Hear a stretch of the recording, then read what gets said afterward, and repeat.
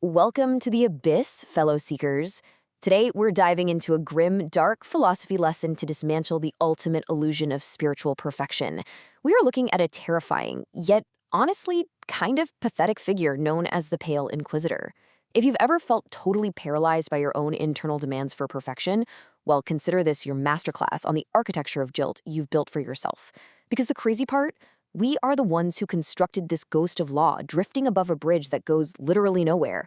We play the part of the anti-Galahad. We spend eons chasing a total spiritual vacuum, completely convinced that the only way to actually be holy is by erasing ourselves completely. Let's really look at this. The text describes him as a silent, spectral judge carved from the very geometry of guilt. Now, this phantom judge doesn't walk on solid ground. He just hovers above this massive iron bridge, a bridge that leads to nowhere. It's this living, breathing monument to the fear of your own personal freedom. And as we break this down today, I want you to look at this from your own perspective as the seeker. This grim judge isn't some monster hiding under your bed. He's the architect of an internal prison you empowered. You are guarding a grave that you mistakenly thought was a garden. Section 1. The Phantom Judge. Our source material paints this self-appointed warden as your superego pushed to its absolute most necrotic extreme. He parades around acting like the ultimate holy authority. But look at his outfit. He's draped in robes of iron filings. He's literally magnetized to the heavy, granular burden of all your repressed, unspoken thoughts. He's just like the weaver of the blank page from the old fables, a guy who thinks the beauty of a tapestry is found by ripping out all of its threads. And that heavy ledger he carries, it doesn't record your good deeds, oh no, it just tracks your deepest, most disharmonious desires. It's this incredibly cynical exercise where every natural instinct is labeled a crime. He uses an internal scourge to punish even the shadow of a doubt, trying to edit your soul down to a single blank page. Section 2. The Delusion of Control. Here, the text compares the Inquisitor's iron bridge to the architect's glass fortress. Now, the glass fortress offered a transparent, really brittle illusion of control. It was fragile. But the iron bridge? It gives you the heavy, leaden finality of absolute law. It relies on crushing, inescapable gravity to keep you paralyzed in place. It's like the fable of the Knight of the Leaden Mirror. You ride into the Fisher King's wasteland, but you don't even seek to heal the land, do you? You seek to be consumed by its decay. You put on a leaden shroud etched with the names of failed ancestors, carrying a leaden banner that refuses to even flutter. You worship this architecture because you actually believe your life itself is a transgression. You don't want to win the quest. You want the quest to prove you were never worthy of starting it. Section 3. Pruning the Silver Wolves. So what is this spectral judge so incredibly terrified of? The silver wolf. The silver wolf is the raw, chaotic noise of your soul. It's your individuality. It's your vibrant, messy, totally unpredictable life force. The Inquisitor looks at this beautiful, raw instinct and he doesn't try to understand your hunger. No, he sees a flawed vessel overflowing with a deadly contagion that has to be wiped out. He looks at the vibrant noise of the loom and calls it an infection. He absolutely hates that noise, because the noise means you're actually alive. Section 4. The Math of Erasure. This is exactly how the superego operates when it goes completely rogue. For the Inquisitor, existence has absolutely nothing to do with growth. It's a desperate process of purification through subtraction.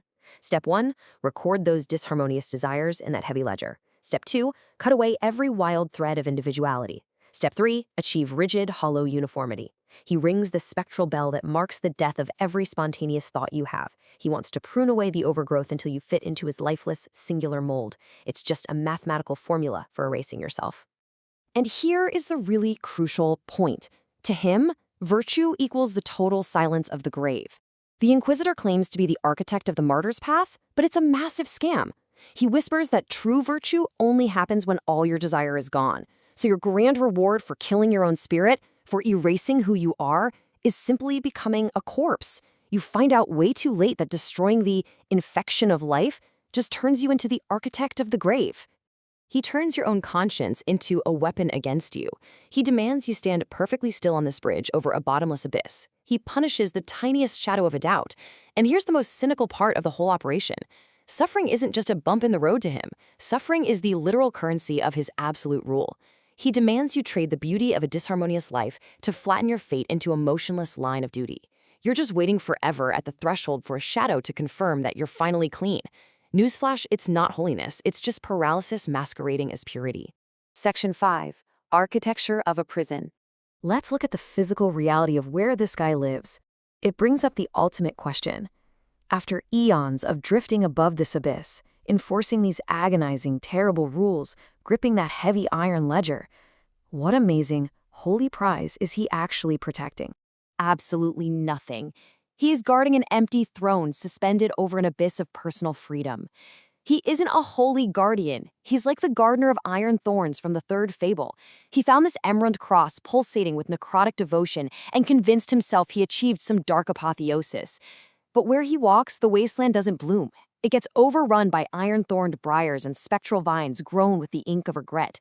He's just the monastic warden of a new prison, trapped in a singular, rigid tapestry of living wood that never ever flowers. The heavy bridge, the strict laws, the empty throne, they are all just defensive walls you built because you are terrified to step off. Section 6. The fear of freedom. Which brings us to the ultimate punchline of this entire grim philosophy, the true nature of his fear. The Inquisitor doesn't fear the abyss beneath the bridge because it's dark. He is terrified of it because the abyss is the one place where his rigid laws have zero power. For you, the Seeker, that abyss isn't despair. It is personal freedom. It is the boundless space to exist totally outside of his judgment, where the chaotic, wild noise of the Silver Wolf can finally thrive. His suffocating control completely dissolves the second you leave his fake iron structure. And that leaves us with this final, incredibly powerful realization. The judge, the bridge, and the law are merely reflections of a fragmented spirit that has yet to be forged into a whole. The Pale Inquisitor is not some god you have to please. He's just a fractured, unhealed piece of your own psyche, projecting its absolute terror of the unknown. You are being a martyr for a law that saves no one. So the question I want to leave you with today is this. Now that you know his laws are a total illusion, and you know his throne is entirely empty, will you finally step off his iron bridge, embrace the chaotic noise of being alive, and claim your freedom?